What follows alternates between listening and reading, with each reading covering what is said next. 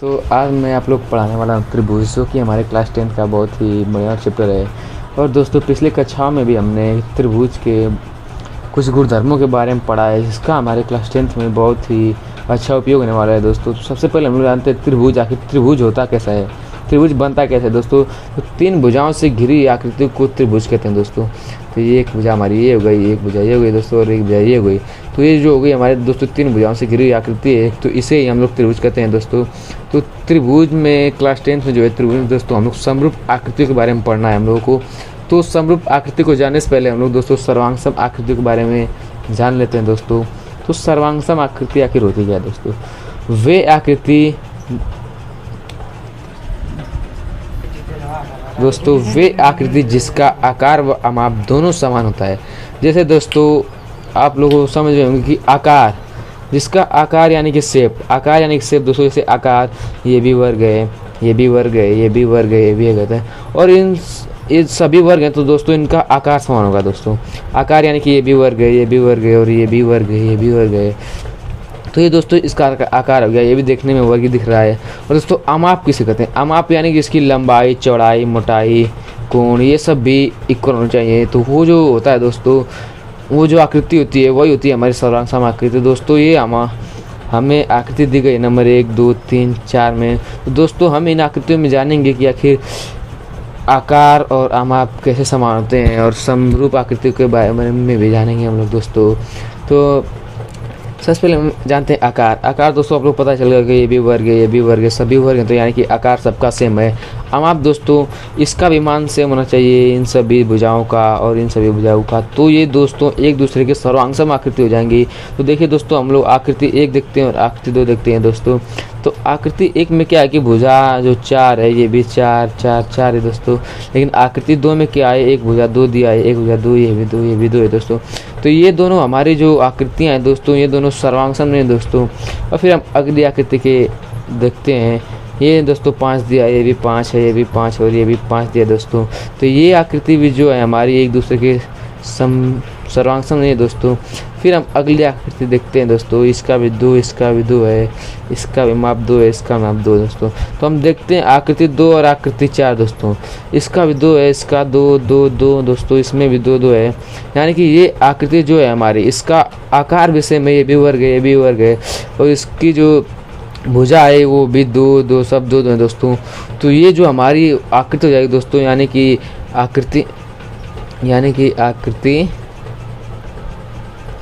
आकृति दोस्तों 2 और आकृति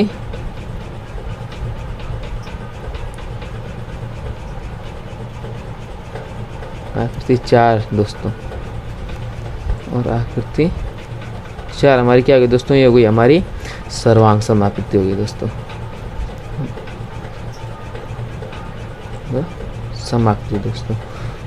अब देखते हैं दोस्तों इस फिगर से देखते हैं हम लोग आकृति 5, आकृति 6 और आकृति 7 और आकृति 8। इसमें दोस्तों देखते हैं हम उसको, ये सभी समकोण त्रिभुज हैं दोस्तों। यानी कि इसकी आकृति जो हो गया हमारी आकार, सॉरी दोस्तों, जो हमारा आकार हो गया, इसमें आकार तो हमारा सेम हो गया। लेकिन अब देखते हैं दोस्तों इसका अमाप कैसा है। तो दोस्तों ये भी समकोण है, ये भी समकोण है, समकोण समकोण है। और दोस्तों ये 3 दिया है, 2 दिया है, 5 दिया है। इसमें दोस्तों 2, 2, 3 दिया है। यानी कि ये दोनों जो आकृतियाँ हैं सर्वांगसम नहीं है दोस्तों। ये दोनों आकृति सर्वांगसम नहीं है, क्योंकि इनका आकार तो सेम है लेकिन अमाप अलग अलग है, भिन्न भिन्न है दोस्तों अमाप। तो ये दोनों आकृति हमारी सर्वांगसम नहीं है दोस्तों। अब हम अगली आकृति देखते हैं दोस्तों। तो इसमें क्या है दोस्तों? ये 3 है, 2 है, 5 है, इसमें 2, 2, 3 है। तो ये दोस्तों ये दोनों जो हमारी थी सर्वांगसम आकृति नहीं थी, अब इसमें देखते हैं। इसको 4 दिया है, 3 दिया है, 6 दिया है, और ये भी दोस्तों ये भी इधर किसी के सर्वांगसम नहीं दोस्तों, क्योंकि सबका मान अलग अलग दिया है। समकोण त्रिभुज तो हैं सभी, इनका आकार तो सेम है लेकिन अमाप यानी कि साइज सेम नहीं है दोस्तों। शेप तो सबका सेम है लेकिन साइज सेम नहीं है दोस्तों। अब हम अगली आकृति 8 देखते हैं दोस्तों। इसका 2 दिया है, इसका भी 2 है, इसका 3 है, और इसका भी माप 2 है, 2 है, 3। तो ये दोनों आकृति जो है हमारे दोस्तों, ये दोनों जो आकृति है हमारी, ये दोनों सर्वांगसम आकृति दोस्तों। जैसे इसका ये भी समकोण है, ये भी समकोण है, इसका आकार भी सेम है, इसका आकार सेम है दोस्तों, इसका माप भी सेम है 2, 2, इसका माप सेम है। तो दोस्तों हमारी आकृति 6 यानी कि आकृति 6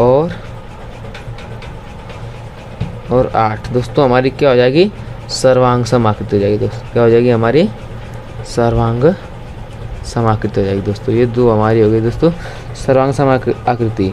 तो बस यही थी हमारे दोस्तों सर्वांग समाकृति। अब हम लोग जानते हैं समरूप आकृति के बारे में। तो वे आकृति जिनका केवल आकार समान होता है, जिनका केवल दोस्तों आकार समान होता है, अमाप से उसमें कोई मतलब नहीं होता है दोस्तों, केवल जिसका आकार समान होना चाहिए दोस्तों। अब यहाँ पे देख दोस्तों ये भी वर्ग है, ये वर्ग है, ये भी वर्ग है, ये भी वर्ग है, यानी कि सबका आकार समान है दोस्तों। क्या यहाँ पर सबका आकार समान है दोस्तों। तो ये जो नंबर आकृति 1 है, आकृति 2 है, इनका आकार तो समान है लेकिन अमाप भी भिन्न भिन्न है। और जिसमें समरूप आकृति में हम लोग दिया है कि जिसका केवल आकार से होना चाहिए, उसमें लंबाई चौड़ाई मोटाई से कोई मतलब नहीं रहेगा दोस्तों, केवल आकार समान होना चाहिए दोस्तों।